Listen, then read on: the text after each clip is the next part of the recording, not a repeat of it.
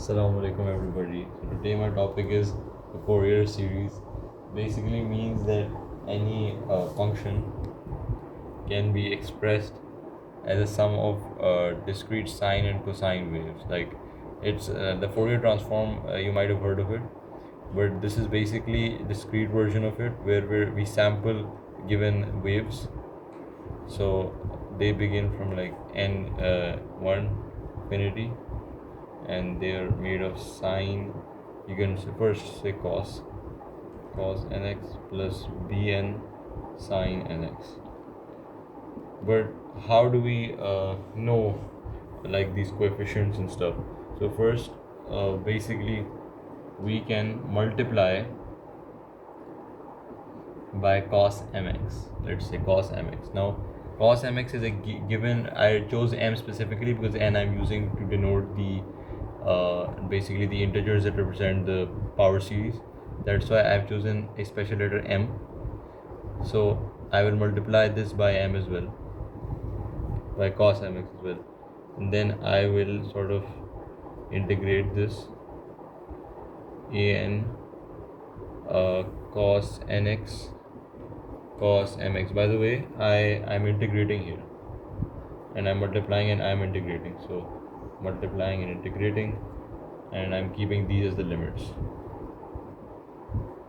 And again, I'm this can be considered out of the integral sign because I'm integrating in terms of dx, like with respect to x. And then I'm also gonna, I can basically sort of divide the sum here. Yeah, here you have to bracket because this is the whole sum.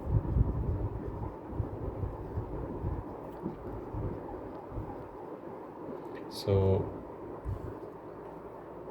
basically right here, if I multiply by this is just an example, so I can multiply by sine as well, but that would have a different a different effect on the function. But right now I'm just gonna show you what basically is happening here. So when I make something like this, so basically I have this integral, right? And there's nothing I can do here because unless I know what the function is. Here you can say that you can take a naught by 2 out, right? And you integrate cos mx, you get sine mx, right, divided by m, and you can put in pi and negative pi. And we know that sine of any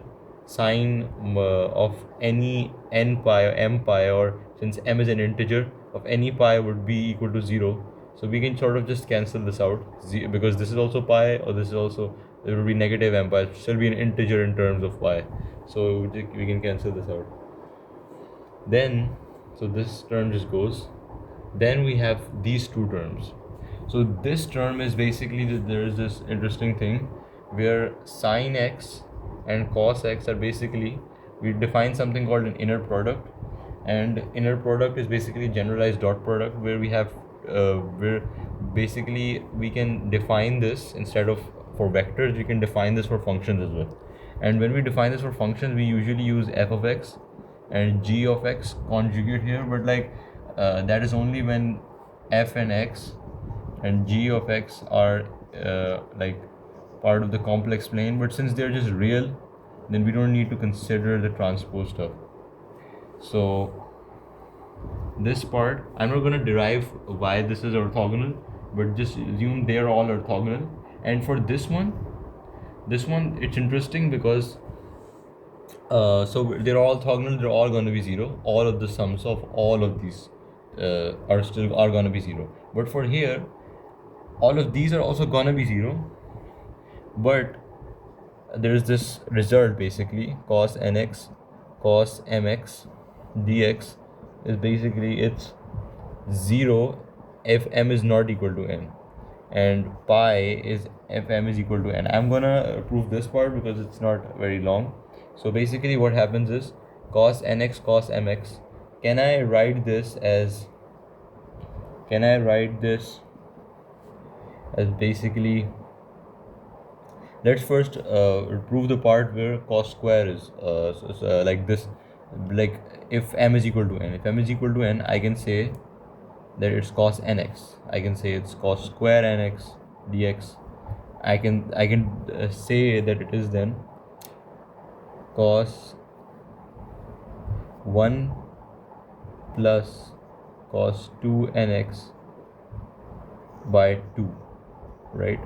I can say this is, and we're gonna integrate it, so half x plus sine 2nx over 2n. But again, like pi and negative pi, signs are just gonna cancel out, right? Then half x, which is gonna have half pi minus pi by 2. That's gonna give us pi by 2 minus pi by 2. That's just gonna give us pi. So that's pi. For this one, basically, it's like you've probably heard that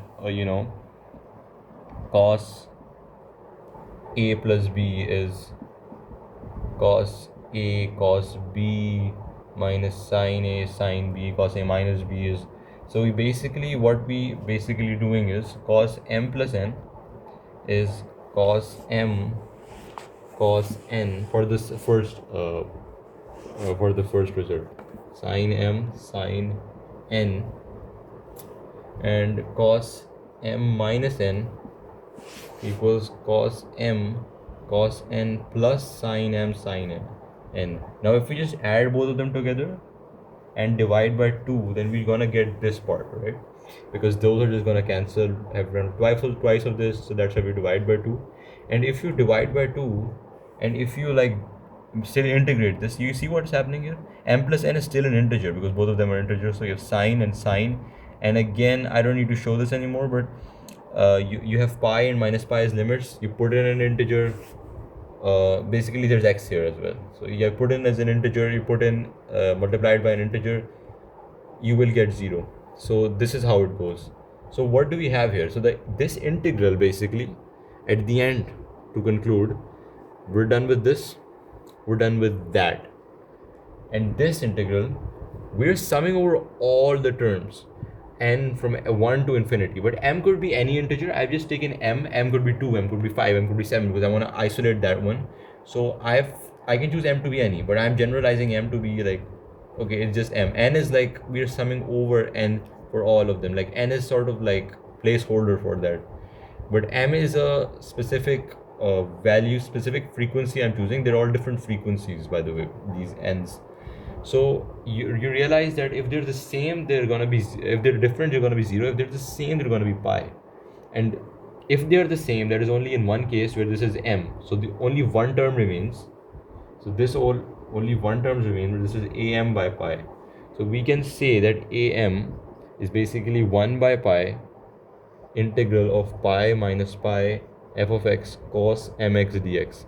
Now if you multiply sine x as sine mx, you can get, for sine you can isolate for the b n variables, you can do all of those other things, but this is how you get the coefficients. This was part 1 of Fourier series. Basically, Fourier transform is when you take it into continuous signals and you sort of take a function and you sort of make another function out of that by transforming it into the frequency space, from the time domain to the frequency domain, basically. Yeah, thank you.